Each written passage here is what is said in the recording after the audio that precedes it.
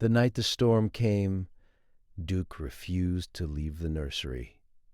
Lightning split the sky at 2:47 a.m. Thunder shook the windows, and 85 pounds of German Shepherd pressed himself against the crib. He would not be moved, not by treats, not by commands, not by his handler's gentle tug on his collar. Something in Duke's gut had locked into place. Something old, something certain. If you want to know what happens when a police dog's instinct overrides everything he's been trained to do, like and subscribe to follow the story. Duke wasn't always this way. 6 months earlier, he had arrived at the Morrison house like a soldier reporting for duty. His paws clicked on the hardwood floors. His ears swiveled at every sound. His eyes, amber and alert, tracked every movement. Officer Jake Morrison had raised Duke from a pup.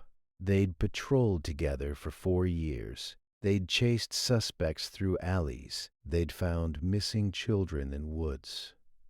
They'd slept in the squad car during stakeouts, Duke's head heavy on Jake's thigh. But this was different. This was a house with a baby. A tiny, pink, screaming thing that smelled like milk and unpredictability. Jake's wife, Elena, had held their daughter Lily for Duke's first introduction. "Easy," Jake had whispered. Duke had sniffed the air. His tail did not wag. He circled the rocking chair once, twice. Then he lay down at Elena's feet. His chin touched his paws. His eyes stayed on the bundle in her arms. "Well," Elena said, "he's not running away. He's working," Jake said. "He just doesn't know the assignment yet." For weeks, Duke treated Lily like a strange new equipment case. He checked her crib every morning. He followed Elena from room to room when she carried the baby. He learned the difference between Lily's hungry cry and her tired cry and her something's wrong cry. The something's wrong cry made his hackles rise. He never barked at it. He just got very still, very focused, very close. Jake noticed. "You're going to give yourself an ulcer," he told Duke, scratching behind the ears that never relaxed anymore. Duke leaned into the touch for half a second. Then his head swiveled back toward the nursery. Always back toward the nursery. The bond didn't happen all at once. It built in small moments, in gestures, in discoveries. Lily was 3 months old when she first reached for Duke. She had been fussy with colic. Elena had tried everything. Walking, singing, the vacuum cleaner running in the next room. Nothing worked. Then Duke did something he'd never done before. He climbed onto the couch. Elena started to correct him, but Duke didn't sit on the cushions. He sat on the floor, his back against the couch's base, his body creating a warm wall of fur and muscle. Lily's hand found his ear. She pulled. Duke didn't flinch. She grabbed harder. He turned his head and licked her knuckles. She hiccuped, stopped crying. Her eyes, blue and unfocused, seemed to find his face, and she slept for 2 hours, pressed against his side. Elena took 17 photos. Jake framed one for his desk at the precinct. By 5 months, they had routines. Morning, Duke waited outside the nursery door while Elena changed Lily's diaper. He knew the sound of the snaps on the onesie. He knew the smell of the lavender wipe warmer. Afternoon, tummy time on the playmat, with Duke stationed at Lily's feet. She kicked his nose. He sneezed. She laughed. The sound delighted him. His tail thumped the floor. Hard, dangerous for anything in its path. Evening, the walk. Jake pushed the stroller. Duke heeled on the left, exactly as trained, but his shoulder always brushed the stroller's wheel. Always, like he was measuring the distance, calculating the angles, keeping inventory. The neighborhood noticed. Mrs. Patterson from next door started bringing Duke biscuits. "He's better than any baby monitor," she told Elena. The mail carrier left him a Christmas gift, a rubber bone wrapped in red paper. Duke carried it to Lily's room and dropped it in her crib. She woke up, chewing it. Elena found them like that, Lily gumming the bone. Duke watching with what looked like pride. "That's not hygienic," Jake said, but he didn't take it away. Then came the night that changed everything. The storm had been building all day. The air tasted metallic. Duke had been restless since morning, pacing, checking windows, refusing breakfast. Jake assumed it was the barometric pressure. "Animals feel it," Elena said. "They know before we do." But Duke wasn't acting like a dog sensing weather. He was acting like a canine on a scent. Searching. Searching for what? At 11 p.m., Lily woke with a fever. Elena took her temperature. 99.8. Not alarming, but Duke wouldn't leave the nursery doorway. He blocked it. Sat down. 85 pounds of please pay attention. "She's fine," Elena told him. Duke didn't move. Elena carried Lily to the rocking chair. Duke followed. He lay down with his head on Elena's foot. His body heat soaked through her sock. His breathing was too fast, too shallow. "You're worrying me," Elena whispered. Duke licked Lily's bare foot. Once, twice, a third time. Then he looked at Elena, and something in his eyes made her check the temperature again. 100.2. By midnight, the fever had climbed to 101. The pediatrician's line was busy. The storm was getting worse. Jake was on night shift, patrolling the highway. Elena called his cell. No answer. She left a message. She tried the doctor again. Busy. Busy. Duke hadn't moved from the nursery in 3 hours. He lay beside the crib now, his nose level with Lily's face. Every time she stirred, his ears twitched. Every time she settled, his body relaxed by 1 degree. At 2:15, the power flickered. Elena found the flashlight. The wind screamed against the house. A branch cracked somewhere in the yard, and Duke stood up. He didn't growl. He didn't bark. He simply placed his front paws on the crib rail. His nose touched Lily's forehead. Then he turned to Elena, and he did something he had never done. He grabbed her sleeve, gently, the way he'd been trained to guide wounded officers, pulling toward the door, toward the stairs, toward the exit. Elena hesitated. The storm was dangerous. The roads would be bad. But Duke's grip didn't tighten. He didn't panic. He simply insisted. Consistent. Calm. Certain. She checked Lily again. 102.1. Her daughter's skin was hot to the touch. Her breathing had changed. Not quite right. Elena didn't wait for the doctor anymore. She bundled Lily into her car seat. Duke led the way down the stairs.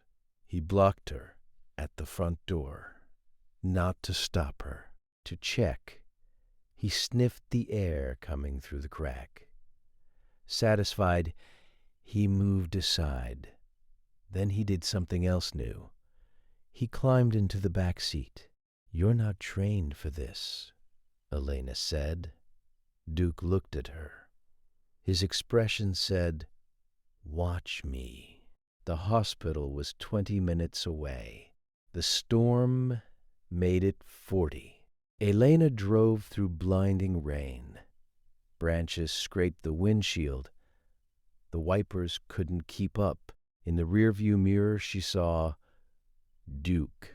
He had positioned his body between Lily's seat and the door. Every turn he adjusted.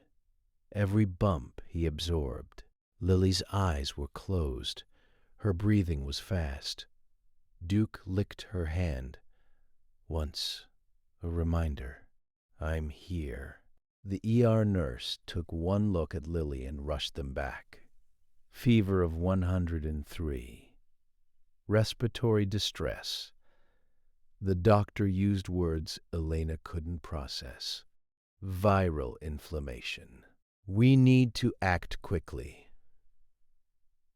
She called Jake. He answered this time. Sirens in his background. "I'm coming," he said. Now. They put Lily in a small bed with rails. Oxygen, IV, monitors, beeping. Elena sat in a plastic chair and felt her world tilt. Duke wasn't supposed to be there. Hospital rules. Service animals only.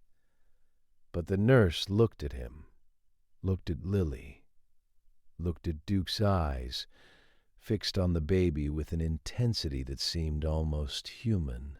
"He stays," the nurse said, "until someone complains." Jake arrived at 4:30. His uniform was soaked. His face was gray. He went to Lily first, touching her foot, whispering her name. Then he found Duke, put his forehead against his partner's. "Good boy," he said. Duke's tail thumped once, exhausted, relieved. Still working. The night passed. The storm broke. Lily's fever came down with medication and time and the kind of luck that feels like intervention. By morning, she was drinking from a bottle. By afternoon, she was smiling at her father. Duke never left the room. He slept in 15-minute intervals, waking to check, always checking. The doctor pulled Jake aside. "That fever was climbing fast," he said. "Another hour, maybe 2, and we would have been looking at a very different situation." They held each other. "How did you know?" he asked. "To come here? In that storm?" Elena looked through the window at their daughter, at the dog who had become her shadow. "I didn't," she said. Duke did. They went home the next day. Lily slept in her crib. Duke slept on the floor beside it. Finally, truly, asleep. His paws twitched, his nose wrinkled, dreaming maybe of the night he had broken every rule, every training, every instinct for obedience, to follow a deeper command, the one that had no words. The years that followed built on that foundation. Lily learned to walk holding Duke's fur. She learned her first word, not mama, not dada, do, close enough. She learned that crying made him anxious, so she stopped crying so easily, became a calmer child, more watchful, like him. When she was 2, she started bringing him her blanket when he seemed sad. When she was 3, she told him secrets that no one else could hear. When she was 4, she had a nightmare. She didn't call for her parents. She called for Duke. He was there before they were. Always. Jake retired Duke from active duty when Lily turned 5. Officially, the paperwork said age-related joint sensitivity. The truth was simpler. Duke had a new assignment, one he had chosen himself, one he performed with more dedication than any drug search or suspect track. Every morning he walked Lily to the bus stop, sat with her until the doors opened. Every afternoon he waited at the same spot. His ears perked at the sound of the diesel engine. His body vibrated with the effort of not running to her. He waited. She came to him. Always. The lesson wasn't spoken. It was shown. In the way Duke forgave Lily's clumsy toddler hands. In the way he trusted her with his vulnerable belly. In the way he chose her again and again over comfort, over rest, over safety. Love, the story said, is not about being perfect. It is about being present. Not when it's easy, when it's storming, when the rules say leave, when the night is dark and the road is dangerous, and every sensible voice says, wait. Love goes anyway. Love checks the temperature again. Love climbs into the back seat and blocks the door from harm. Duke is 11 now. His muzzle is gray. His hips are slow. He still sleeps in Lily's room. She is 7. She reads him stories now, chapter books about dogs who save children. He doesn't know the words. He knows her voice, the cadence, the love in it. Last month, Lily asked her father a question. Why did Duke pick me? Jake thought about the night of the storm, about instinct and training and the mysterious space between them. He didn't pick you, he said. He recognized you. From where? From being worth protecting. Lily considered this.